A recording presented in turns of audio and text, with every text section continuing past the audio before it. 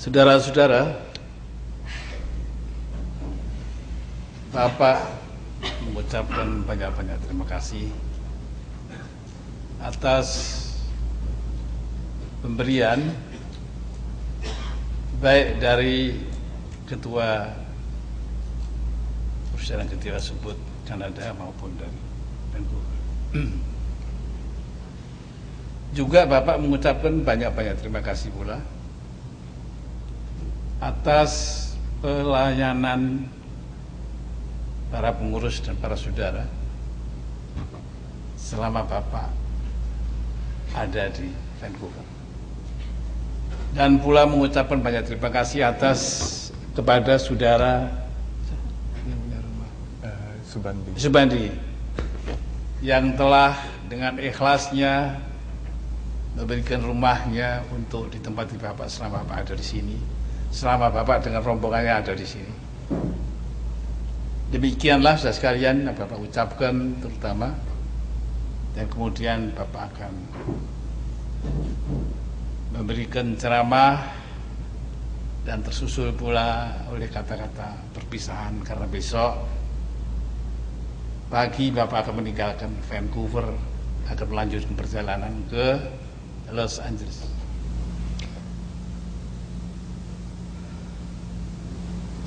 Bapak ulangi ucapan Bapak yang masih belum utuh. Bapak tidak lain hanya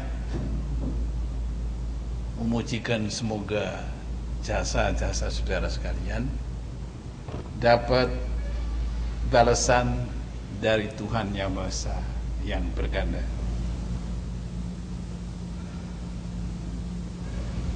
Saudara-saudara, sebagaimana yang telah saudara sendiri saksikan, bagaimana adanya latihan kejiwaan subut.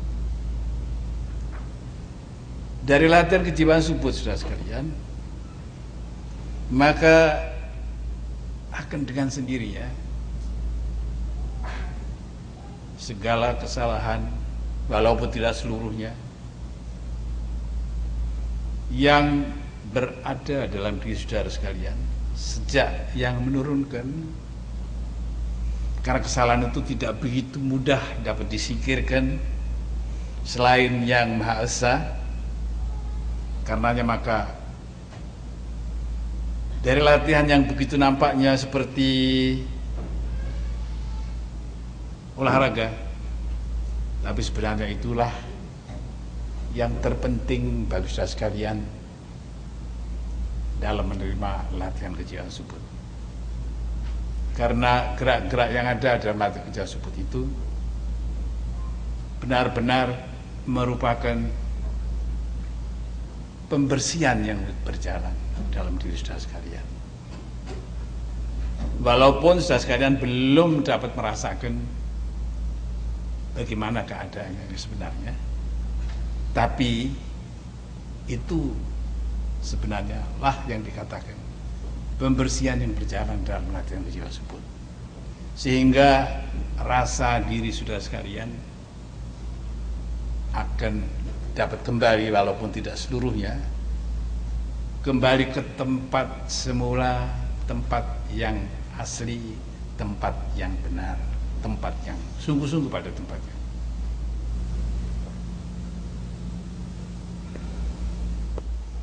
Saudara-saudara, walaupun pembersihan dari kesalahan-kesalahan yang telah dilakukan oleh kekuasaan Tuhan tidak memerlukan sumbangan dan bantuan dari saudara sekalian, tetapi toh saudara perlu sekali membantu pada dirinya sendiri, ialah janganlah terulang lagi hal-hal yang mestinya tidak perlu saudara lakukan, saudara lakukan. Ini tidak perlu Bapak katakan. Kesalahan-kesalahan itu adalah kesalahan yang merupakan selewengan daripada tindakan yang benar. Karena itu saudara sekalian, walaupun pemberian itu jalan dengan sendiri, dengan kekuasaan Tuhan yang Maha Esa, maka toh saudara diperlukan juga untuk membantu bagi dirinya sendiri, bukan untuk Tuhan, tapi untuk dia sendiri. Janganlah sampai terulang lagi kesalahan-kesalahan itu.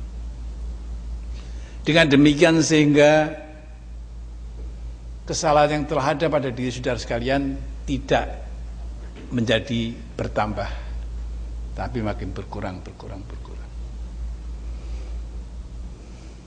Tanda-tanda pembersihan saudara sekalian, saudara akan dapat merasakan kebaikan adat istiadat, kebaikan rasa perasaan, ketajaman daripada seluruh anggota diri. Itu sebagai tanda. Jadi terang saudara sekalian bahwa latihan kejiwaan subut bukan membatukan, bukan membodohkan pengertian saudara sekalian, atau bukan menggelapkan atau menjadi gelap rasa diri saudara sekalian, justru malah menjadi tajam dan waspada. Tapi demikian saudara sekalian, janganlah saudara bangga bahwa kalanya saudara merasa waspada sehingga saudara terasa senang dan merasa dirinya tinggi, karena perasaan yang demikian sebenarnya menjadi halangan bagi rasa diri saudara sekalian sendiri. Karena dengan mengeluarkan perasaan kebanggaan daripada apa yang telah diterima, karena yang diterima itu lebih daripada biasanya, maka justru malah itu menurunkan derajat saudara. Ini telah dikatakan oleh para nabi-nabi, oleh para utusan Tuhan, yang dikatakan jangan sampai kita melakukan sesuatu yang sifatnya jubria.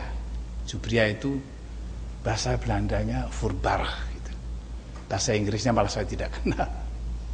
Nanti bisa diinggriskan oleh saudara Sarif. Ini yang perlu saya sekalian rasakan dan ingat. Mengapa sebabnya sehingga para nabi, para utusan Tuhan itu bertabiat, berkelakuan yang bukan merendahkan diri, tapi seperti orang bodoh, tapi sebenarnya pandai.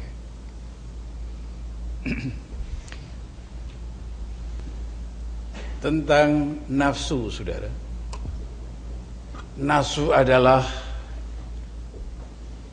semacam bensin, semacam oli. Kalau itu disiramkan di hati dan pikiran, maka hati dan pikiran bekerja.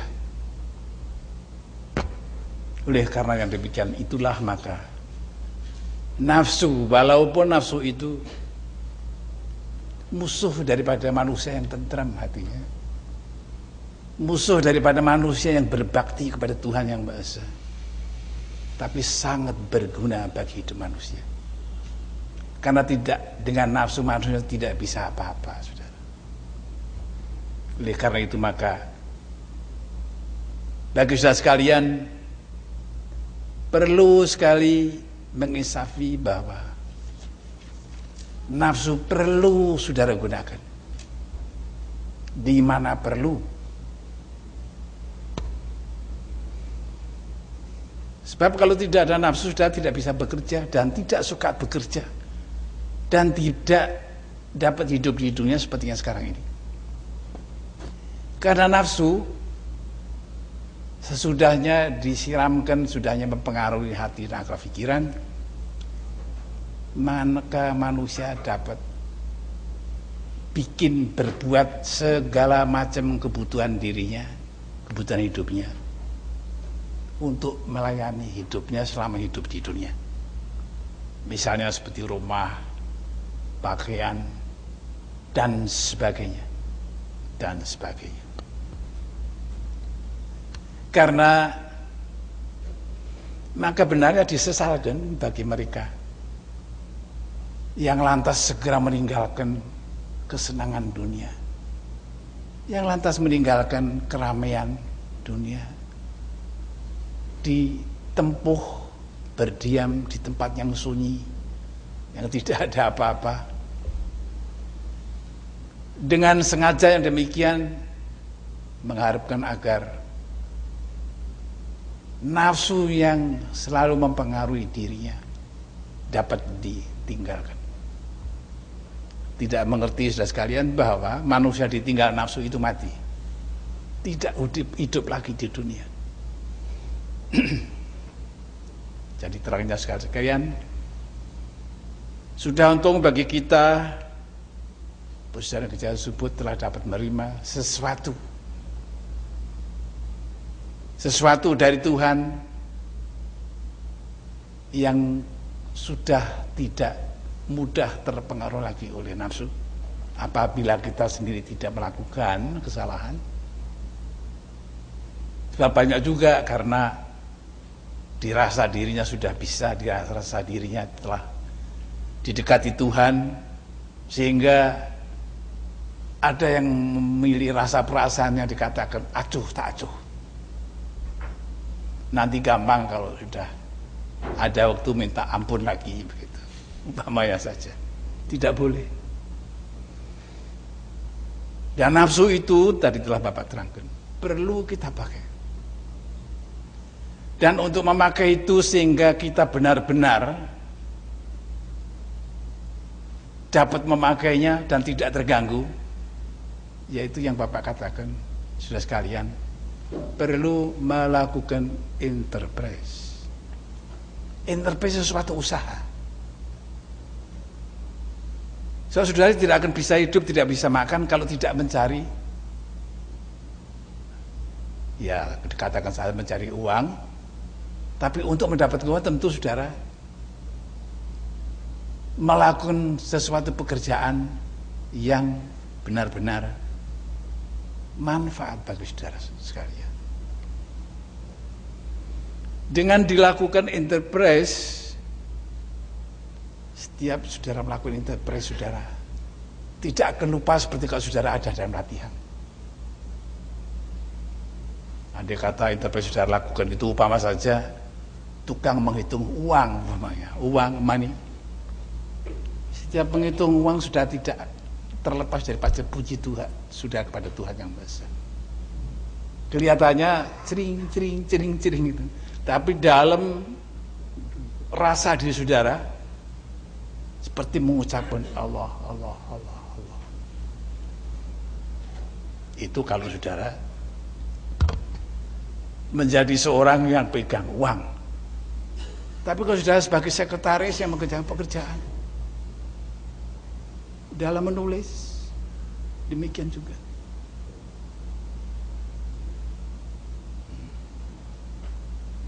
Ini bisa tahu gimana tinggi dan rendah hati saudara.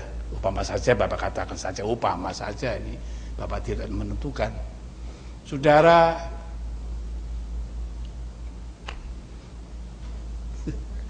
Lukman Gil. Apakah hati saudara Lukman Gil itu halus, rendah, tinggi, cukupan? Bisa dilihat dari tekennya.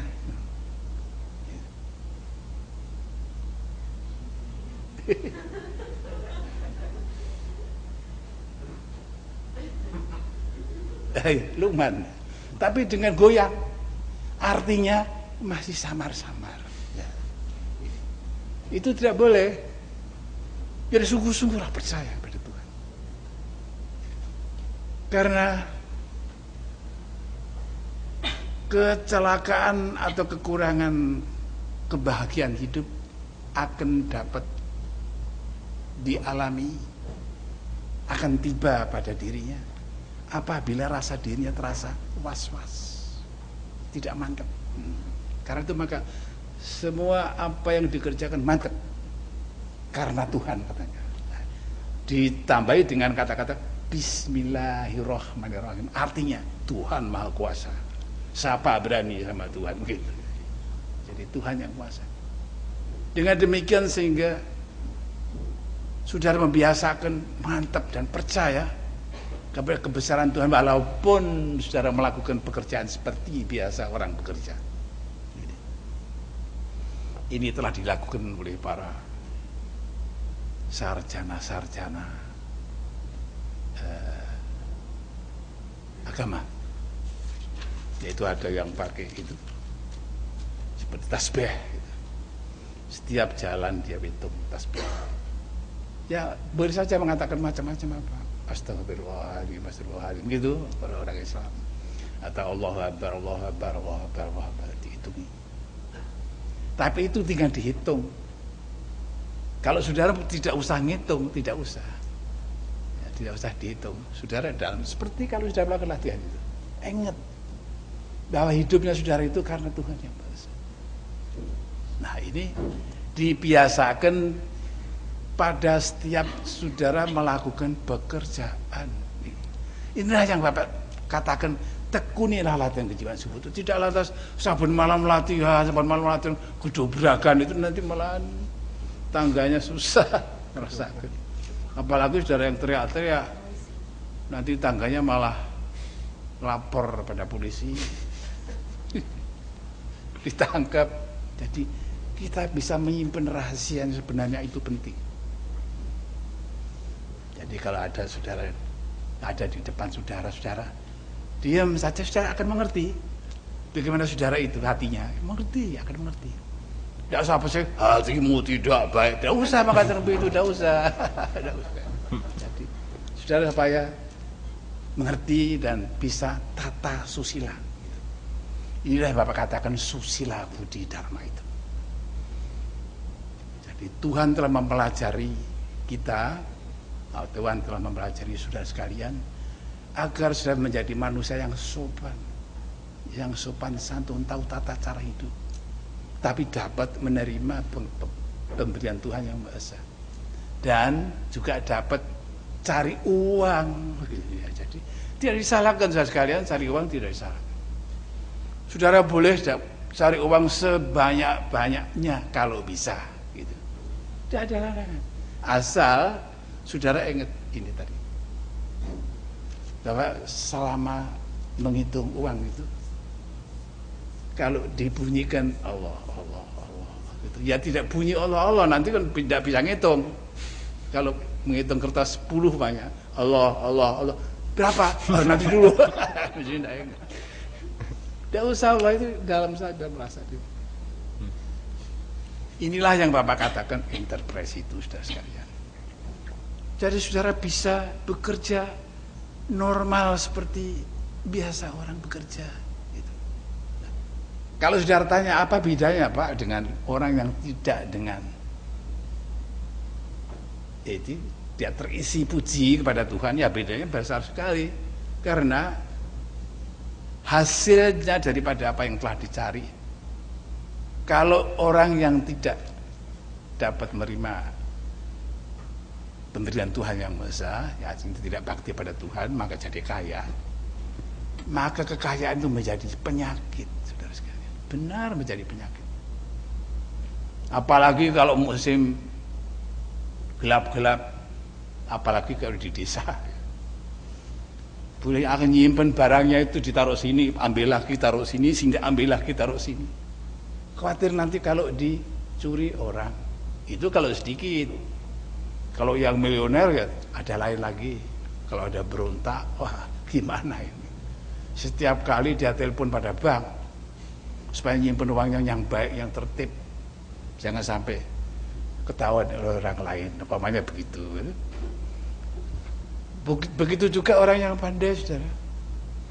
Orang yang pandai apalagi berpangkat, itu tidak enak. Iya, enak saudara.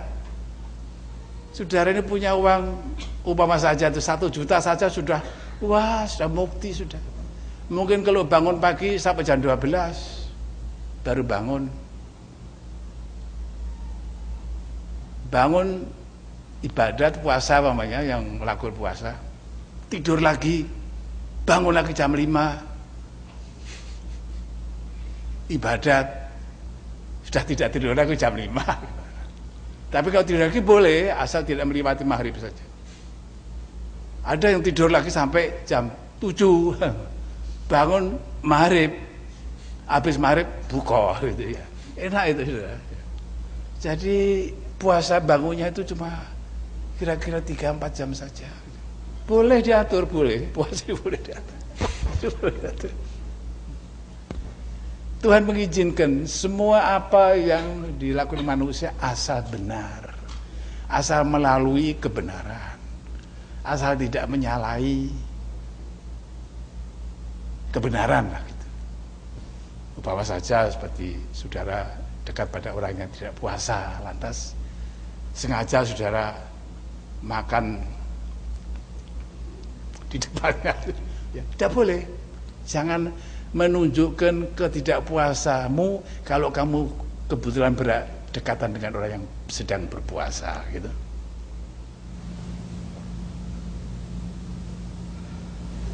Saudara-saudara, setiap dunia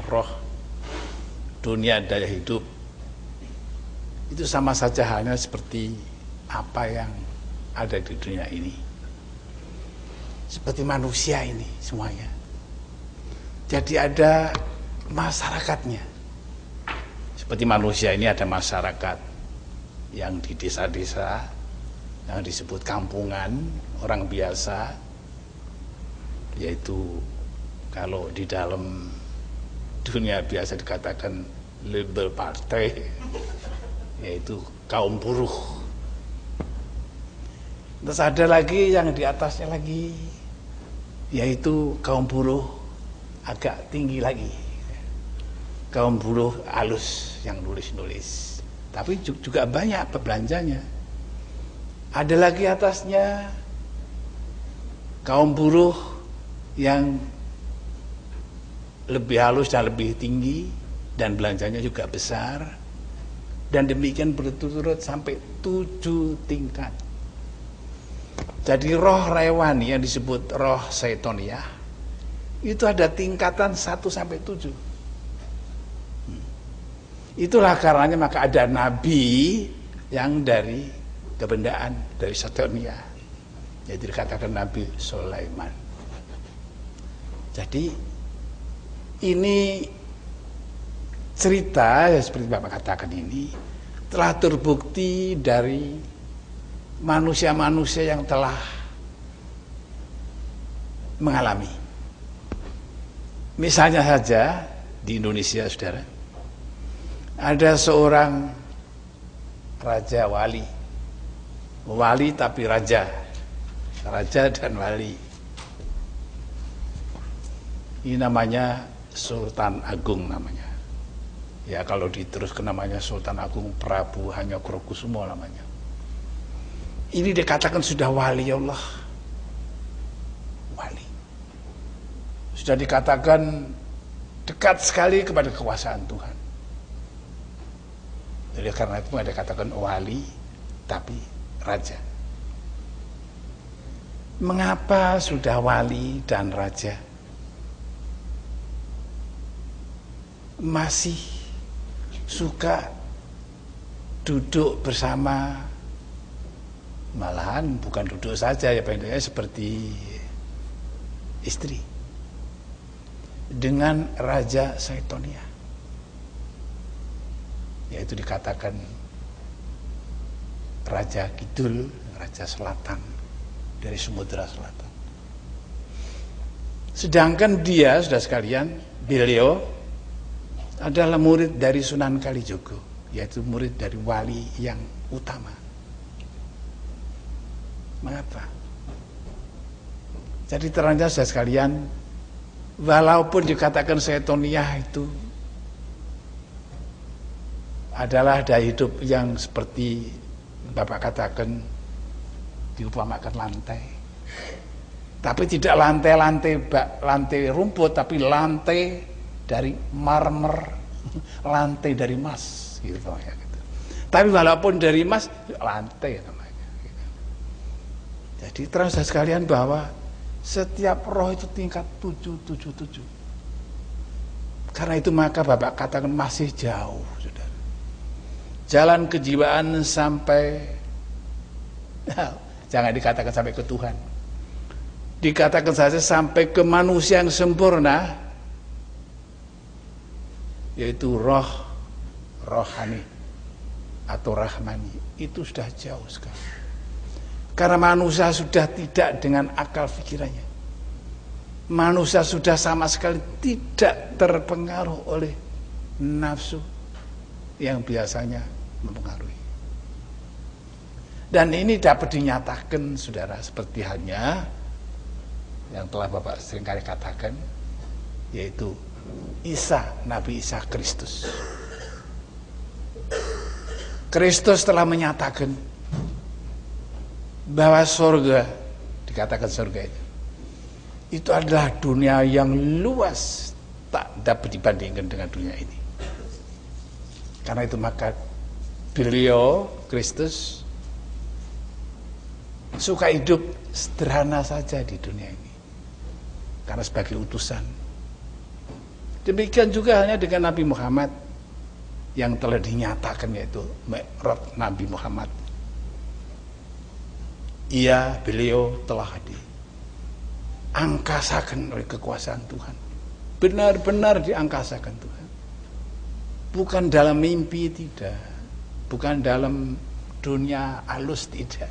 Sungguh-sungguh nyata.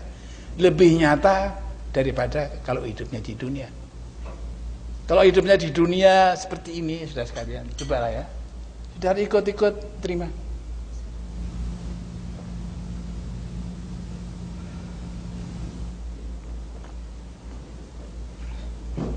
Saudara ikut mendalam. Were you able? Lagi ya. Ikut menelan. Ya.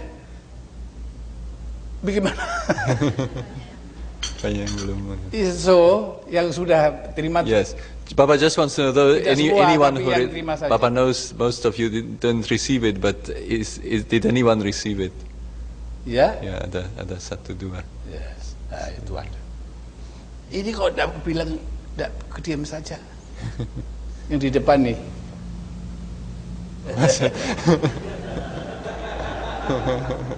Ingin menjadi saksi. Saya ingin saudara dapat menyaksikan. Kalau saudara pajat hidung Bapak, ini kan hidung Bapak di sini.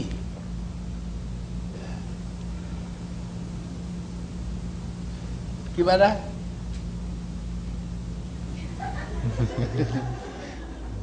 To feel, yes. Yes. Ya, ini lebih banyak yang merasakan. Lagi ya.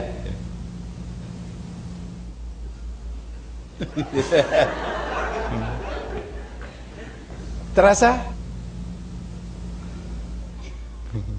Ada satu di belakang. Kalau terasa itu berarti bahwa antara hidup mati itu satu. Sana sini itu sama.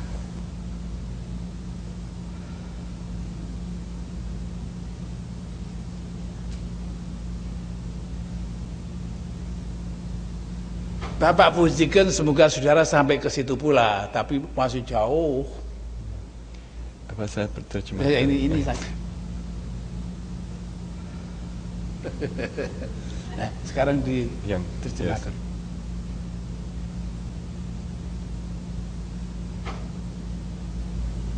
Yes. Saudara-saudara, itulah karenanya maka dikatakan dalam sejarah bahwa jalan yang menuju ke kesempurnaan hidup bukan sesuatu jalan yang dapat dibikin, digali, direncanakan oleh manusia selain Tuhan yang Maha. Kepada manusia hanya diperlukan agar menyerah dengan tawakal dan ikhlas. Inilah saudara sekalian, maka kalau ditelusur step demi step, bidang demi bidang, jalan demi jalan, tak dapat diperhitungkan berapa ratus juta tahun dari dunia ini sampai ke surga, sampai tingkatan yang sampai dikatakan Tuhan.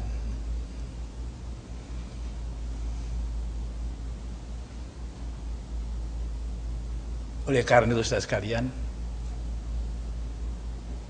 maka Bapak tidak perlu menceritakan sampai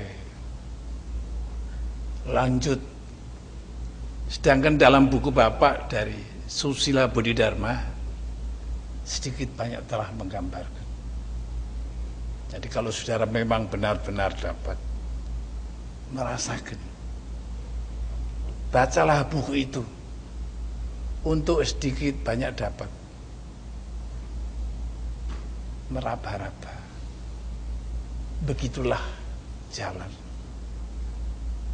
dari bawah sampai ke atas, dari kebendaan sampai ke rohani, rahmani, rabbani. Yang Bapak katakan tadi baru itu kebendaan, saudara. Belum meningkat lagi ke nabati, artinya tumbuh-tumbuhan. Masyarakat tumbuh-tumbuhan, saudara sekalian, tidak ada bedanya dengan masyarakat manusia. Karena itu maka ada tumbuh-tumbuhan yang berfaedah bagi manusia sehingga dapat menyembuhkan kalau manusia sakit. Dan ada pula tumbuh-tumbuhan yang menyebabkan sehingga manusia kalau dimakan, manusia menjadi mati, yaitu berbisa.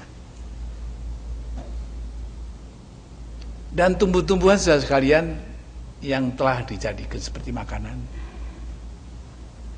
di dalam goibnya, tumbuh-tumbuhan makanan yang dimakan itu menantikan pemberian dari manusia. Katanya si tumbuh-tumbuhan, manusia, kamu sudah berani makan saya, kamu harus tanggung bagaimana saya. Sedangkan saya ini berdosa, jadi kamu harus dapat menyurgakan aku. Itu sekali makan. Sedangkan saudara saben hari makan, saben waktu makan. Jadi saudara itu sudah pinjam beberapa dari makanan itu. Ini pun kalau saudara dapat menerima, dapat Bapak taskan.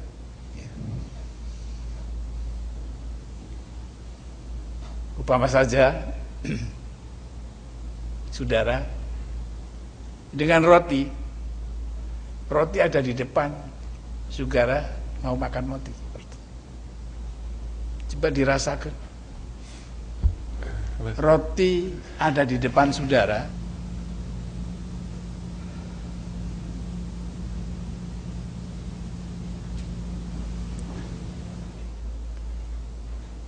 saudara makan roti, apa roti makan saudara?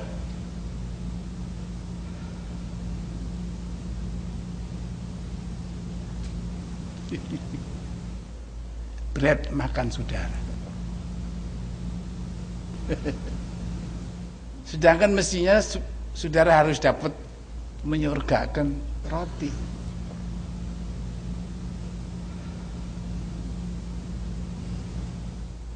Itulah ada dalam cerita ketika Kristus ada di gunung. Kedapatan di gunung itu banyak orang-orang yang lapar. Beribu-ribu orang datang di gunung itu. Secara kebetulan katanya Kristus punya roti biasa segini besarnya, roti tawar itu dikasihkan sama orang itu sedikit-sedikit, semua kenyang, ribuan manusia. Apa sebab demikian? Diibaratkan Kristus telah menyurgakan makanan. Jadi apa-apa yang didongengkan, diceritakan dalam cerita buku-buku suci itu ada kenyataannya, saudara. Nah, inilah mulai terbuka di latihan kejiwaan subuh. Karena mulai latihan kejiwaan subuh itu membuka macam-macam ya.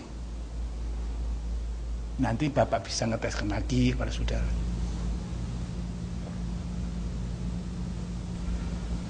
Bapak coba sekarang pembantu pelatih 2, Anita.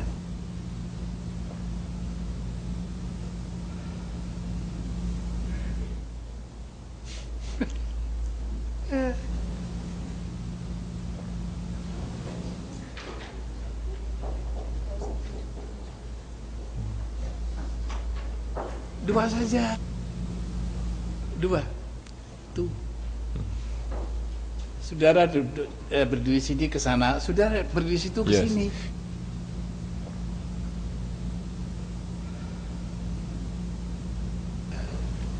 Jauh. Yes, stop. Saudara namanya siapa ini? Rosalind. And you? Rohana. Rohana. Relax. Saudara Rosalind, supaya benar-benar relax, menyerah pada Tuhan. Tunjukkan dengan tenaga apa tabiatnya saudara Rohana.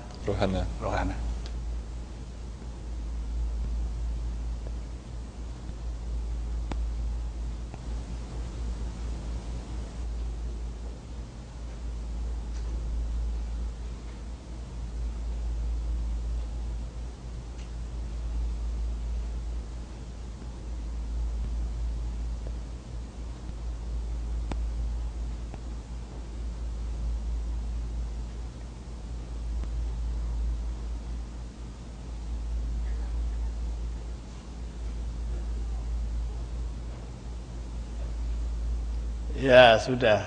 Sina? Saudara mengerti? Apa?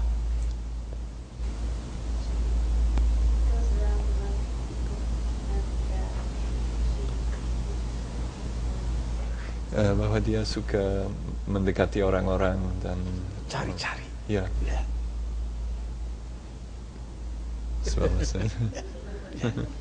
Jadi saudara, hati saudara telah terungkap oleh saudara Rosalind. Ya. So you Rohana. Bahwa hati saudara kalau diam itu cari-cari gitu. Apa betul atau tidak?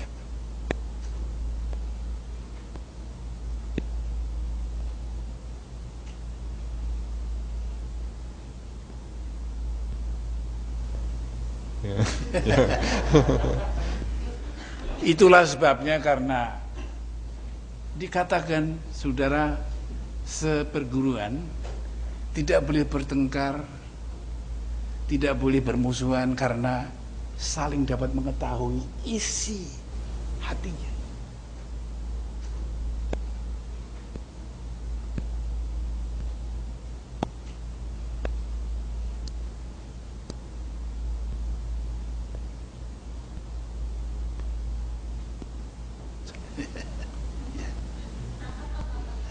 Jadi kalau saudara sampai berkelahi itu salah.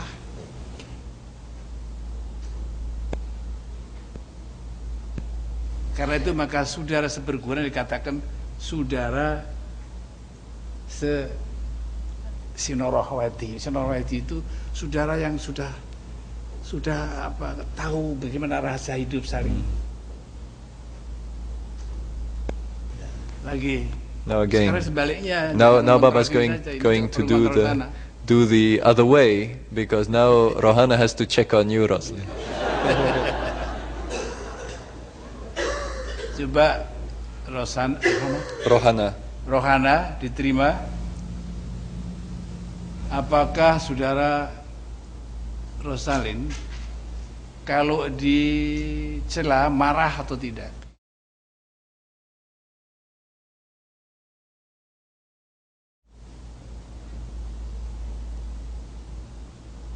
No?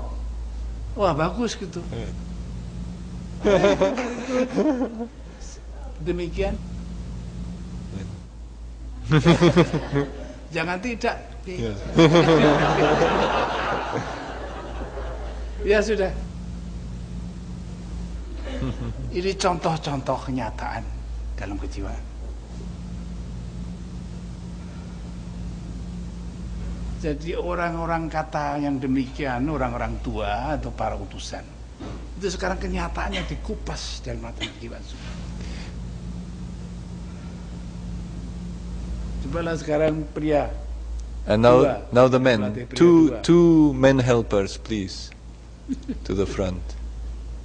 Sila, please.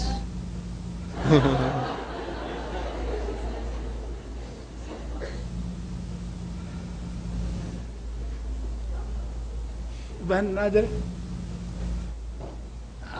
Ya.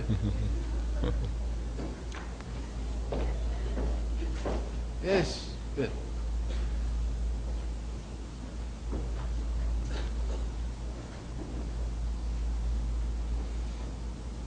Relax. Saudara siapa namanya ini? Fuad. Mahmud. Ya. Fuad. Saudara Mahmud supaya menanggapi.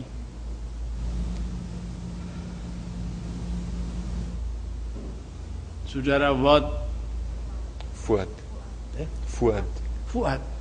Saudara Fuad apa punya uang dalam bank? Receive. Berapa ribu?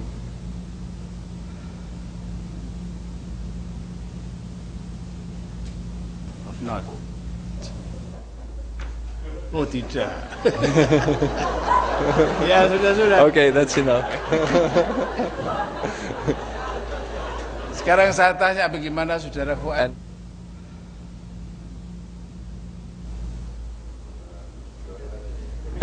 Betul, tidak punya.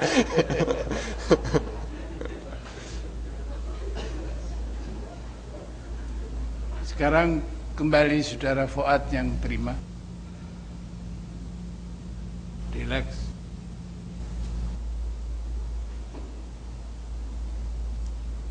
Apakah saudara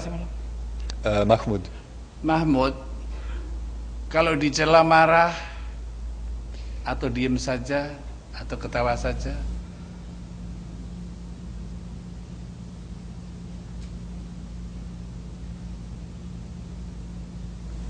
Bagaimana saudara Fuad? How is?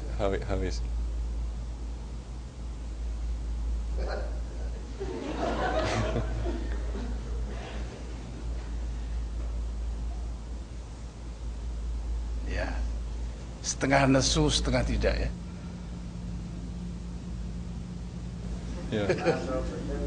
Ya, semula marah tapi lantas. Apa betul begitu?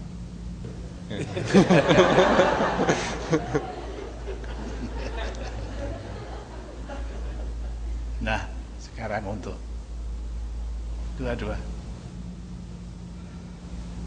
Saudara seorang subut dan sama-sama seorang subut menerima latihan kejiwaan. Bagaimana tanggapan saudara terhadap saudara? Saudara Fuad terhadap saudara Mahmud, dan bagaimana pula saudara Mahmud terhadap saudara Fuad?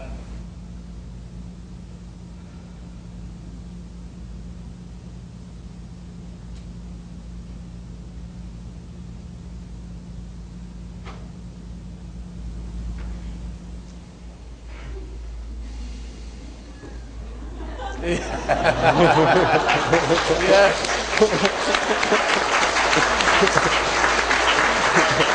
Yes. Cukup. That's enough. Okay, please sit down.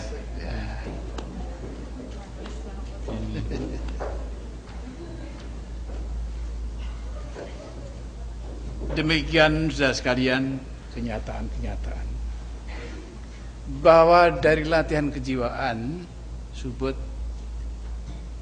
maka manusia dikehendaki agar rukun antara satu dengan lain, antara bangsa ini dan bangsa itu.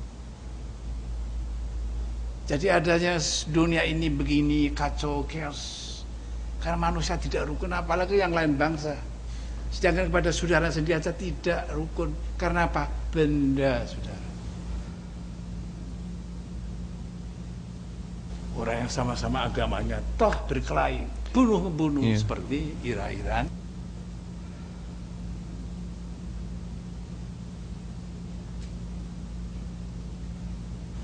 Apakah demikian itu dikehendaki Tuhan? Tentu tidak.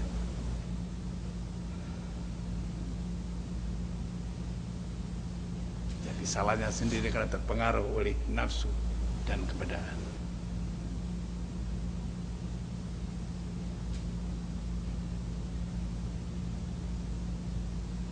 Dan inilah saudara sekalian yang diperlukan oleh latihan kejiwaan Subud agar latihan kejiwaan Subud merata di dunia setidak-tidaknya sepertiga, sehingga manusia nanti dekat antara satu dengan lain, dan dunia akan menjadi tempat yang benar-benar suci, benar-benar bersih dalam melakukan baktinya kepada Tuhan Yang Maha Esa.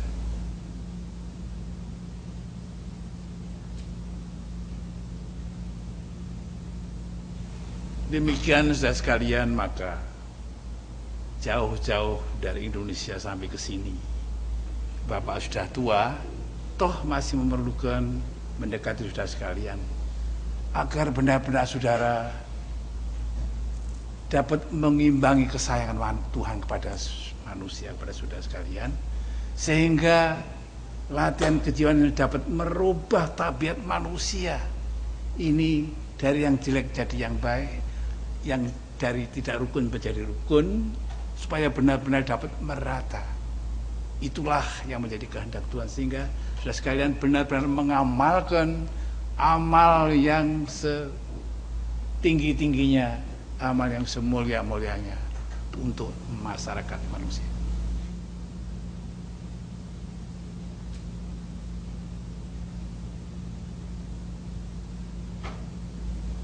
Seperti sudah ketahui, Bapak ini orang satu. Bagaimana bisa merukunkan orang sedunia? Baru sekian saja, baru orang 4 bisa Bapak lakukan. Jadi kalau tidak dengan saudara-saudara yang masih muda-muda, bagaimana bisa terjadi dan bagaimana bisa terlaksana? Jadi Tuhan menghendaki agar manusia mendekati manusia dan menyalurkan latihan kejiwaan Subud ini kepadanya, sehingga benar-benar dapat diinsafi dan manusia menjadi rukun. Tandanya seperti tadi.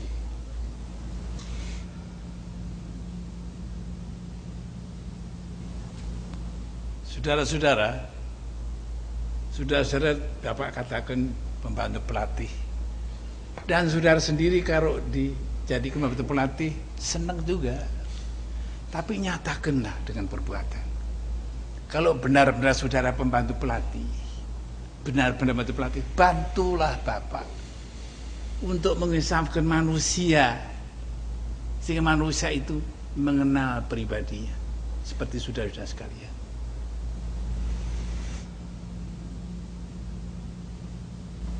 Bapak tahu saudara sekalian, dan saudara sekalian juga tahu, bahwa pekerjaan untuk spreading pada manusia lainnya yang belum menerima latihan membutuhkan perongkosan.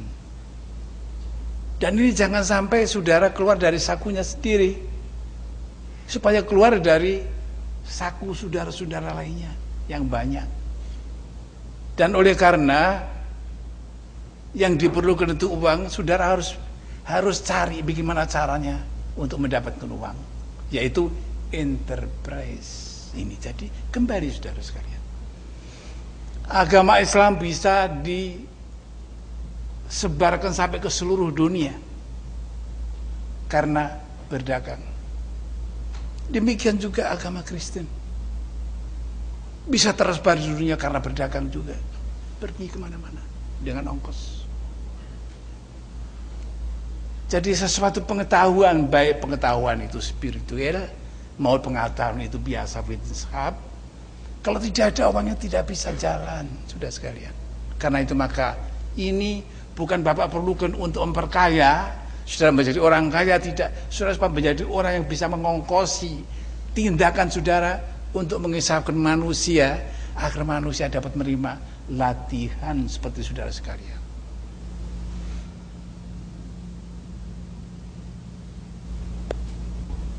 Dan selain yang demikian saudara sekalian, seperti yang telah Bapak uraikan, agar kita benar-benar dapat melakukan sesuatu dalam bidang sosial. Itulah yang menjadi kewajiban bagi kita sekalian, menolong kepada siapa yang bodoh, menolong kepada siapa yang miskin, menolong kepada siapa yang kegelapan dalam hidupnya. Oleh karena itu maka Bapak selalu mengatakan dalam subut seharusnya kita perlu mengadakan hospital, klinik, sekolahan untuk anak yang terlantar, rumah untuk bagi orang tua yang miskin, dan tidak itu saja dan lain-lain. Dan saudara sekalian, dengan demikian saudara sekalian, nama Subud akan menjadi harum. Nama Subud akan tersiar dengan sendirinya seluruh dunia, karena dengan perbuatan. Janganlah hanya omong-omong saja, perbuatan yang penting. Dan ini telah kita alami saudara sekalian, yaitu adanya latihan kejiwaan Subud. Kita tidak perlu omong dalam latihan kejiwaan, tapi perlu praktek nyata. Jadi segala sesuatu harus ada kelogikaannya. Inilah karenanya maka bukan Subud ditakuti orang, tapi Subud berdasarkan kenyataan. Tidak omong-omong saja, tidak omong kosong, tidak beritakan yang tidak-tidak, tapi kesungguhannya. Sungguh-sungguh sampai kita nanti atau saudara sekalian nanti memanjat ke tingkatan-tingkatan yang diperlukan.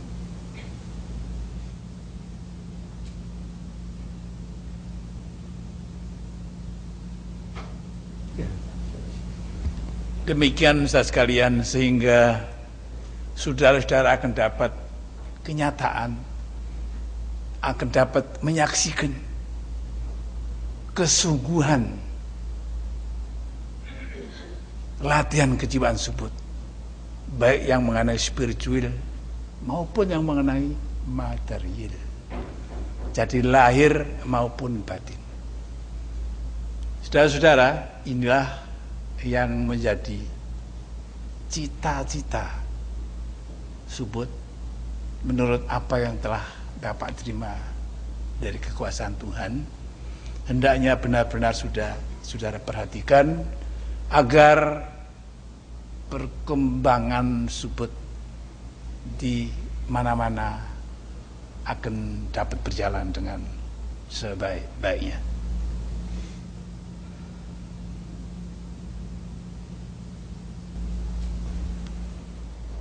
Dari latihan kejiwaan Subud, saudara sekalian, saudara akan nanti dapat menerima petunjuk di luar pengiraan saudara. Misalnya saja tempat yang terisi apa saja. Kalau memang saudara waktunya dapat menerima yang demikian, akan diberikan oleh Tuhan dan saudara akan menerimanya. Sehingga benar-benar saudara sekalian, dalam dunia ini penuh, cukup macam-macam yang dibutuhkan oleh manusia, agar manusia dapat mengatur hidupnya secara yang damai, rukun, dan abadi.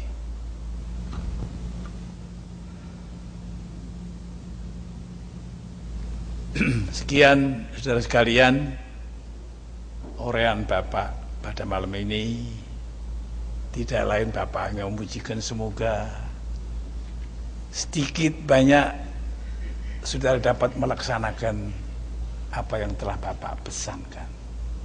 Dan kemudian saudara sekalian, besok Bapak akan meninggalkan Vancouver, akan melanjutkan perjalanan ke Los Angeles dan ke Inggris. Maka pujian Bapak tidak lain agar segala sesuatunya dapat terlaksana walaupun dengan susah payah, walaupun dengan membanting tulang, walaupun dengan mengerahkan tenaga untuk kepentingan manusia, untuk kepentingan saudara sekalian, untuk kepentingan kebaktian saudara sekalian terhadap Tuhan Yang Maha Esa.